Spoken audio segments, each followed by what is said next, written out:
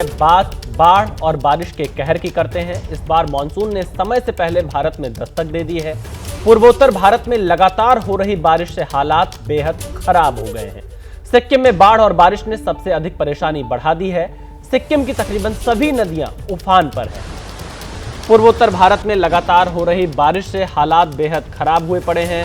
सिक्किम में बाढ़ और बारिश ने सबसे ज्यादा परेशानी बढ़ा रखी है और तीस्ता नदी उफान पर है। सिक्किम में ये तस्वीरें सिक्किम की हैं, मंगन इलाके की, जो हम आपको दिखा रहे हैं, और यहाँ पर भी नदी उफान पर है। लहरों को देखकर अंदाजा लगाया जा सकता है कि हालात कितने खराब हैं।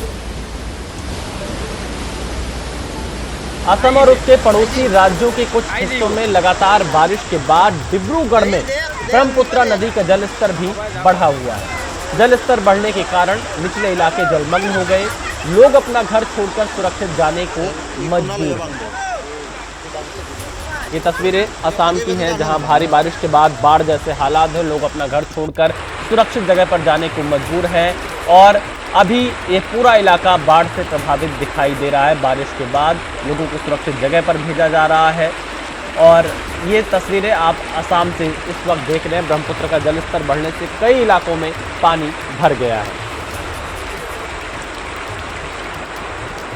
पूर्वोत्तर राज्यों में बारिश और भूस्खलन से भारी तबाही की तस्वीरें सामने आ रही हैं और ये तस्वीरें असम के हैलाकांडी की इस वक्त आप देख रहे हैं।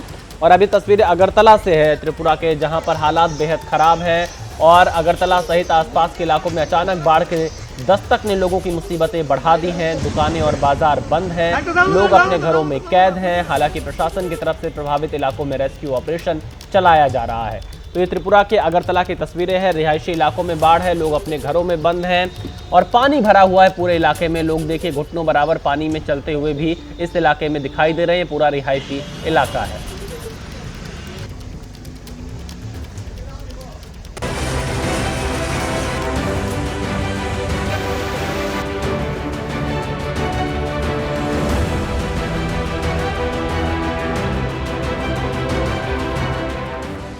तस्वीरें सिक्किम की है, जहां तीस्ता नदी उफान पर है।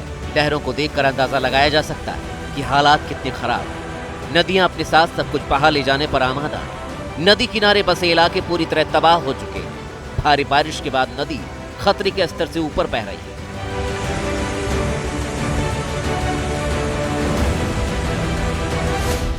असम और उसके पड़ोसी राज्यों के कुछ हिस्सों में लगातार बारिश के बाद डिब्रूगढ़ में ब्रह्मपुत्र नदी का जलस्तर भी बढ़ा है।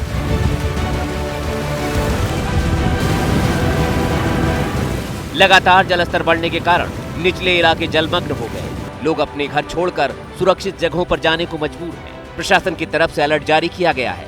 लोगों को सुरक्षित जगहों पर ले जाया जा रहा है।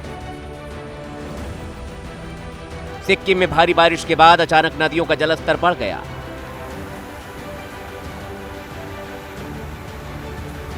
इसके बाद प्रशासन ने लोगों को सुरक्षित जगहों पर जाने को बोला है। बीते 72 घंटों से हो रही मूसलाधार बारिश से कई इलाके तबाह हो चुके हैं। ये हमारा नॉर्थ डिस्ट्रिक्ट का एक ही लाइफ लाइन है। नॉर्थ डिस्ट्रिक्ट मतलब हमारा लाचन, लाचुंग, चुंगथंग और ये जोंगू का जितना भी इसी रास्ते से चल रहा था, क्योंकि पहला तो हमारा संकलंग में भी था। वो संकलंग का भी ब्रिज टूटने के चलते अभी हमारा पास एक ही ऑप्शन है, एक ही ये रास्ता है, एक ही ब्रिज है। अभी ये भी टूट जाएगा तो हमारे लिए कोई डिफेंस के लिए भी तकलीफ की बात है, क्योंकि डिफेंस भी चल नहीं पा रहा है। नॉर्थ ईस्ट में 2 दिन में 32 लोगों की मौत हो गई। असम में 16, अरुणाचल में 9, मिजोरम में 4 और मेघालय में 3 लोगों की जान गई। असम में सभी मौतें लैंडस्लाइड बाढ़ के चलते हुई। अरुणाचल प्रदेश के ईस्ट कामेंग जिले में हाईवे 13 पर भूस्खलन की चपेट में आई कार गहरी खाई में गिर गई। इस हादसे में 2 परिवारों के 7 लोग मारे गए। एक अन्य घटना में 2 लोगों की जान चली गई। मिजोरम के सेरछिप में 13 घर ढह गए। एक व्यक्ति की मौत हो गई। वहीं उत्तरी सिक्किम में करीब 1500 पर्यटक फंसे हुए। सैलाब के शोर में आशियाने ढह रहे। तो बस्ती से होकर बह रही पानी की धारा ने दर्जनों घरों को भी डुबो दिया। घरों के चारों तरफ पानी ही पानी और सड़क सैलाब के साथ बह गई, जिससे इस इलाके में रहने वाले सैकड़ों लोगों के सामने बाढ़ के हालात से बाहर निकलने का रास्ता भी बंद हो गया। ऐसे हालात में लोग अपने घरों से सामान बाहर निकालकर ऊंचाई वाले इलाकों में ले जा रहे हैं, ताकि बाढ़ की विनाश लीला में खुद को सुरक्षित रखा जा सके। ये तस्वीरें सिर्फ लखीमपुर की नहीं है, गुवाहाटी के कई इलाके पानी पानी हो चुके हैं, रास्तों पर पानी भरा हुआ है। हालात ऐसे हैं कि असम के मंत्री जयंता मल्ला बरुआ प्रभावित इलाकों का जायजा लेने पहुंचे तो नाव पर सवार नजर आए। इस महिला के हाथ में कुकर है, ये शख्स हाथों में पानी की बोतलें लेकर जा रहा है। लोग अपने काम धंधे के लिए जूते हाथ में लेकर निकल रहे हैं। ये दो लोग सिर पर बड़े बड़े बॉक्स लेकर पानी के बीचों बीच निकल गए। साफ है इनके घरों में पानी भर गया है और ये लोग अब अपना सामान उठाकर निकल रहे हैं। वैसे पानी तो कई घरों में भरा है, इसलिए एसडीआरएफ, सिविल डिफेंस और स्थानीय प्रशासन रेस्क्यू में जुटा हुआ है। ये जूरीपार इलाके की तस्वीर है जहां बोट के जरिए लोगों का रेस्क्यू हो रहा है। ये वो लोग हैं जिनके घर पानी में डूब गए। इन सभी को सुरक्षित स्थानों पर लगातार पहुंचाने का काम जारी है। अब एक और तस्वीर आपको दिखाते हैं। ये नीले रंग की पिकअप वैन है, इसमें बकरियां भरी हुई थी, लेकिन पानी भरे होने की वजह से रास्ते में ही गाड़ी रोक दी गई, जिसके बाद काफी मशक्कत और कई लोगों की मेहनत से बकरियों से भरी इस गाड़ी को सुरक्षित स्थान तक पहुंचाया गया। हालात कब तक ऐसे बने रहेंगे, इसको लेकर लोग परेशान हैं। ये वेटिकन सिटी नहीं, भारत के पूर्वोत्तर का राज्य इम्फाल है। इधर देखिए, उधर देखिए, जहां भी देखिए हर जगह पानी की तेज धारा बह रही है। बाजार बंद है, खुले भी तो कैसे, बाहर नदी जो बह रही है, हर दुकान पर ताला है, सब कुछ बंद पड़ा है। जहां गाड़ियां चलती है वहां लोगों को बचाने के लिए नाव चल रही है। जो बाहर निकले उनका आधे से ज्यादा शरीर पानी में डूब गया। अब अगली तस्वीर देखिए, यहाँ एसडीआरएफ को रेस्क्यू करवाने में मशक्कत का सामना करना पड़ा। जगह जगह रस्सी का सहारा लिया गया, नाव के सहारे लोगों का रेस्क्यू हुआ। इम्फाल में नदी उफान पर है और इसका पानी शहर के अंदर घुस चुका है। हर तरफ पानी फुल स्पीड से बह रहा है। इस घर में पानी घुसा, वहीं जिसकी इस वक्त सबसे ज्यादा जरूरत है उन अस्पतालों में भी पानी ने घुसपैठ कर ली। अब इम्फाल के एक और हिस्से में चलिए, यहाँ तेज बहाव में लोग फंस गए। देखिए कैसे एक तरफ छाता लिए लोग परेशान खड़े हैं और दूसरी तरफ पुलिस और प्रशासन की टीम, हर जगह सिर्फ पानी ही पानी दिखाई दे रहा है। सबसे पहले इस खौफनाक मंजर को देखिए, नीचे लोग खड़े हैं, ऊपर से मानो पूरा पहाड़ नीचे गिर रहा है। पहाड़ से गिरे इन पत्थरों को देखिए, इसके नीचे जो आएगा वो बच नहीं पाएगा, ये तय है। ऐसा ही हुआ बाना सप्पा रोड पर आ रही इस गाड़ी के साथ। गाड़ी भूस्खलन की चपेट में आ गई, कार खाई में गिर गई। हादसे में कार सवार 7 लोगों की मौत हो गई। मरने वालों में 2 परिवारों के लोग शामिल थे। अब आगे की तस्वीर आपको दिखाते हैं। पूरी सड़क पर पानी ही पानी है। लैंडस्लाइड ने रास्ते पर नो एंट्री का बोर्ड टांग दिया है। इसका असर ये हो रहा है कि रास्ते में लंबा जाम लग गया। इलाका पहाड़ी है, इसलिए यू टर्न की गुंजाइश भी बेहद कम है। जाम कितना लंबा है, इसके लिए आपको इस तस्वीर को देखना चाहिए। जहां तक दिखाई देगा वहां तक कतारबद्ध खड़े वाहन ही नजर आएंगे। प्रशासन ने लोगों से सावधानी बरतने की अपील की है। वहीं जम्मू कश्मीर में भी कुदरत का कहर देखने को मिल रहा है। गांदरबल में जोजिला पास के करीब एवलांच की तस्वीरें सामने आई हैं। तस्वीरें श्रीनगर ले हाईवे के करीब की हैं। एवलांच के बाद इस इलाके में यातायात पूरी तरह से प्रभावित हुआ है। लद्दाख के मीना मार्ग में जबरदस्त बर्फबारी हो रही है। बर्फबारी से कई इलाकों पर असर पड़ा है। द्रास सेक्टर में बर्फबारी की वजह से चारों तरफ सफेद चादर दिख रही है। बांदीपोरा में भी भारी बर्फबारी ने आम जनजीवन को प्रभावित किया है। चारों तरफ बर्फ ही बर्फ नजर आ रही है। सड़क, पेड़ और मकान, हर तरफ बर्फ ही बर्फ है।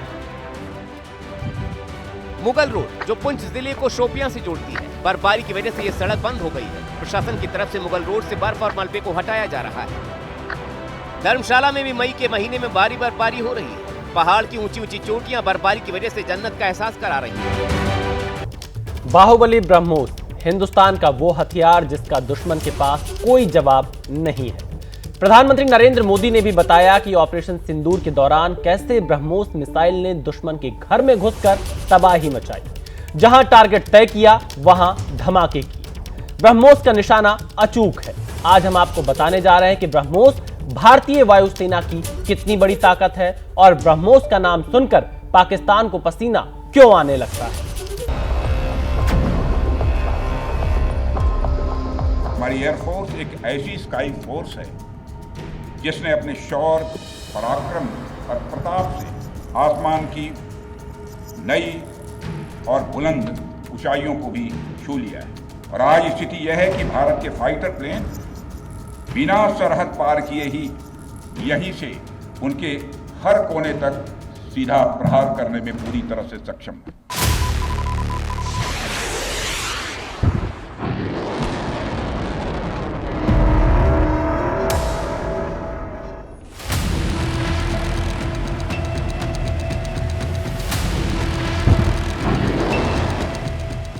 ब्रह्मोस, नाम तो सुना होगा।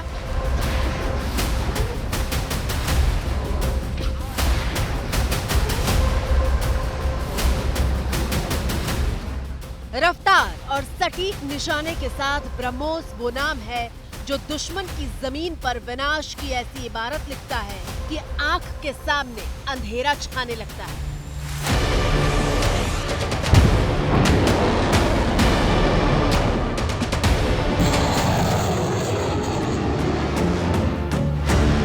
ब्रह्मोस मिसाइल ने दुश्मन के घर में घुसकर तबाही मचाई।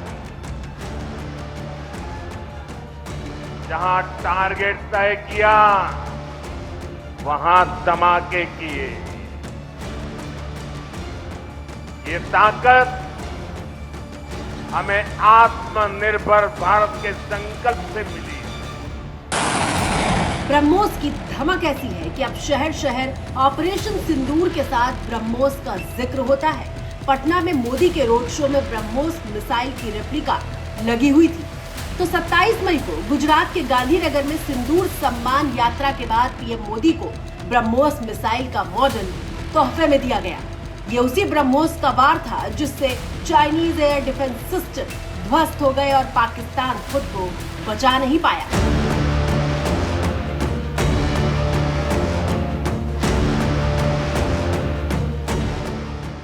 આપણી બ્રહ્મોસ આ દુનિયાભરના છોકરાઓ યુવાનિયાઓ સર્ચમાં બ્રહ્મોસ નાખે છે કે બ્રહ્મોસ છે શું। પાકિસ્તાનની ચીનથી ઉધાર લીધેલી એર ડિફેન્સ સિસ્ટમ ધરીની ધરી રહી ગઈ અને પાકિસ્તાનના હવાઈ અડ્ડાઓ પર આપણી બ્રહ્મોસે જઈ એમના હવાઈ અડ્ડાઓને ધ્વસ્ત કરવાનું કામ કર્યું અને આ દેશમાં બનેલી બ્રહ્મોસ મિસાઇલે પાકિસ્તાનને જડબા તોડ જવાબ આપ્યો।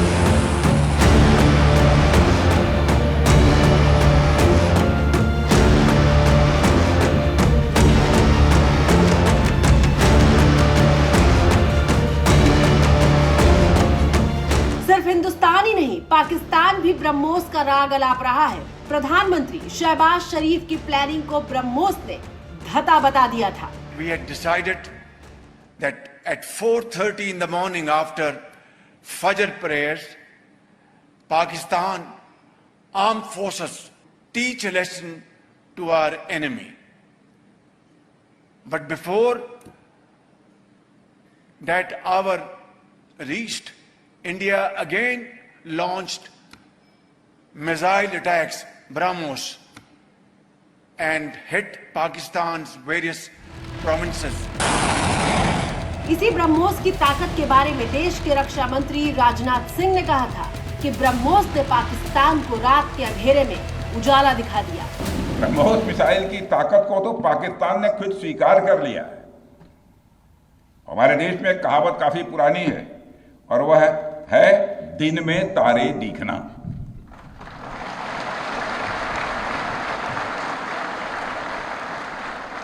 मगर भारत में बनी ब्रह्मोस मिसाइल ने पाकिस्तान को रात के अंधेरे में दिन का उजाला दिखा दिया है।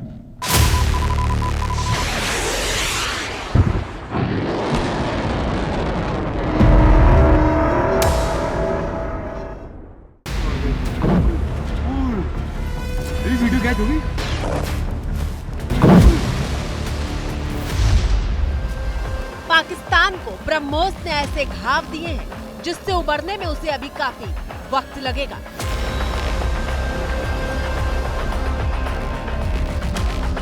ब्रह्मोस दुनिया के सबसे तेज सुपरसोनिक क्रूज मिसाइल्स में से एक है। ब्रह्मोस सिर्फ एक हथियार नहीं है, बल्कि यह अपने आप में एक मैसेज है। मैसेज हमारी आर्म्ड फोर्सेस के स्ट्रेंथ का है।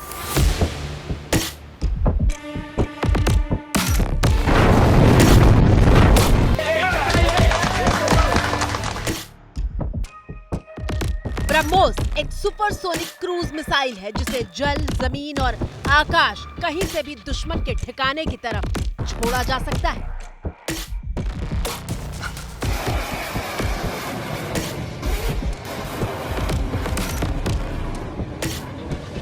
ऑपरेशन सिंदूर पार्ट 2 के तहत पाकिस्तान के रावलपिंडी में मौजूद नूर खान एयरबेस ब्रह्मोस के वार के बाद स्वाहा हो गया था। ये अटैक हुआ है नूर खान बेस पे, बिल्कुल घर के सामने। अभी एक जहाज गुजरा है और ये नूर खान बेस के ऊपर अटैक हुआ है।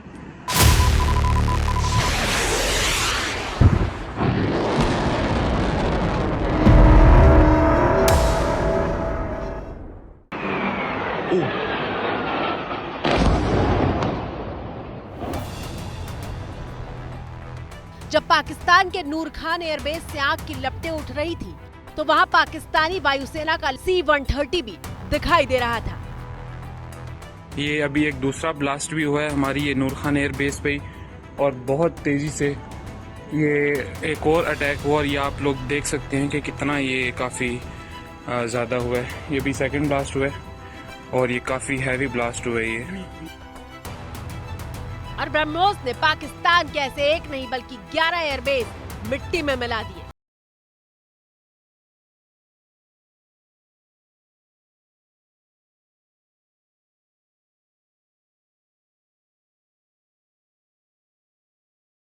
रफीकी, मुरीद, चकलाला, रहमियार खान, सुकूर और चुनिया स्थित पाक के सैन्य ठिकानों पर एयर लॉन्च सटीक हथियारों व लड़ाकू जेट से प्रहार किए गए।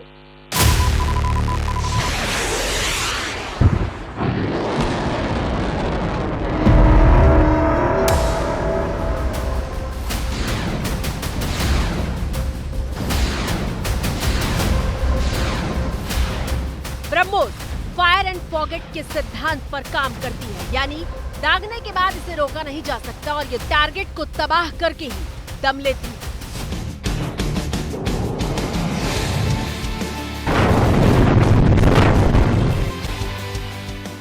ब्रह्मोस मिसाइल क्या होती है, अभी आपने ऑपरेशन सिंदूर के अंदर इस मिसाइल के पराक्रम की एक झलक देखी होगी, और नहीं देखी होगी तो कम से कम पाकिस्तान वालों से पूछ लेना चाहिए कि ब्रह्मोस मिसाइल की ताकत क्या है।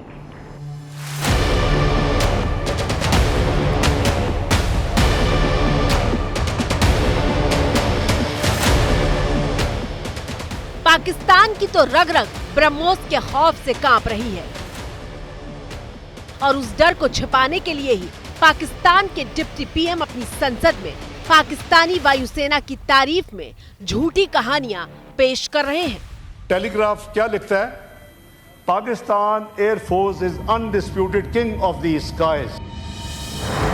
इनका बयान तो सुन लिया, अब सच्चाई क्या है वो देखिए। आपकी टीवी स्क्रीन पर ब्रिटेन के मशहूर अखबार द टेलीग्राफ के पहले पन्ने की 2 तस्वीरें हैं। पहले पन्ने पर मोटे मोटे अक्षरों में लिखा है Pakistan air force the undisputed king of the sky, यानी आसमान का राजा जिसे कोई चुनौती नहीं दे सकता। दूसरी तरफ लगे पन्ने पर यह खबर कहीं नहीं है, जबकि दोनों अखबारों पर तारीख एक ही है, 10 मई। तो सच्चाई यह है कि पहला पन्ना फर्जी है और दूसरा सही है।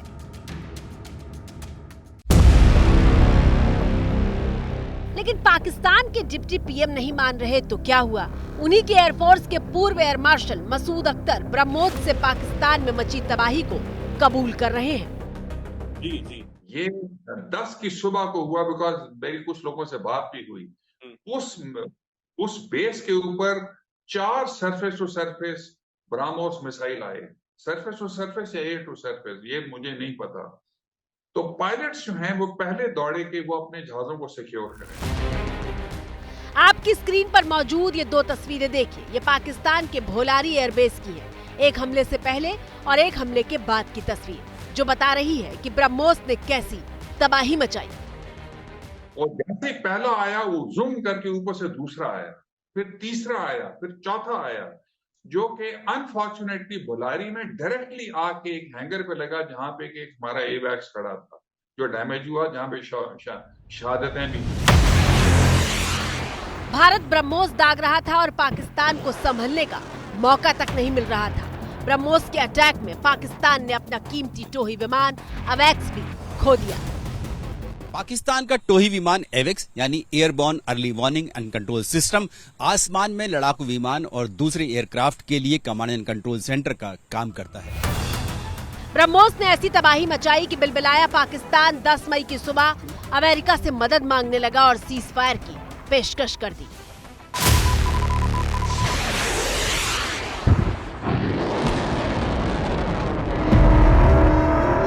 इस वक्त एक बड़ी खबर आ रही है। एसबीएसपी के विधायक अब्बास अंसारी की विधायकी खत्म हो गई है। अब्बास अंसारी को कल 2 साल की सजा सुनाई गई थी। हेट स्पीच मामले में मऊ के एमपी एमएलए कोर्ट ने यह सजा सुनाई थी। मऊ सदर से विधायक थे अब्बास अंसारी। सुहेल देव भारतीय समाज पार्टी के विधायक थे अब्बास अंसारी और 2 साल की सजा सुनाई गई, जिसके चलते विधायकी खत्म हो गई। विवेक राय हमारे संवाददाता फोन लाइन पर जुड़ चुके। विवेक, क्या पूरी जानकारी है? सदस्यता गई? जी हाँ, बिल्कुल। देखिए, कल ही एमपी एमएलए कोर्ट उनको 2 साल की सजा दी थी। इस मामले में 2 लोगों को सजा सुनाई गई। इसमें मुख्तार अंसारी के जो बेटे अब्बास अंसारी उनको, इसके साथ साथ अब्बास अंसारी के जो चाचा है मंसूर अंसारी, उनको भी सजा सुनाई गई थी। अब्बास को 2 साल की सजा थी और इसके बाद से ही इस बात की सुगबुगाहट थी कि उनकी जो सदस्यता है वो चली जाएगी, क्योंकि नियमानुसार जिस दिन 2 साल की सजा होती है उसके बाद ही सदस्यता चली जाती है। और आज यूपी विधानसभा से भी इसको लेकर के थोड़ी ही देर में आदेश जारी होने वाला है, जिसमें ये बात कही जा रही है कि अब उनकी जो सदस्यता रद्द करने को लेकर के चुनाव आयोग को ये बात कही, इसका जो नोटिफिकेशन है वो दे दिया जाएगा कि अब इनकी सदस्यता जो है वो आज कल की तारीख से ही उसको समाप्त माना जाए। आपको बता दें कि 2 साल पहले जब यूपी विधानसभा के चुनाव हो रहे थे, उस दौरान ही अब्बास अंसारी ने एक जो चुनावी भाषण के दौरान जो हेट स्पीच दी थी उसको लेकर के मामला कोर्ट में गया था। उस मामले को लेकर के सुनवाई हो रही थी और उसी सुनवाई में कल जब फैसला आया है तो 2 साल की अब्बास अंसारी को सजा जो है वो सुनाई गई।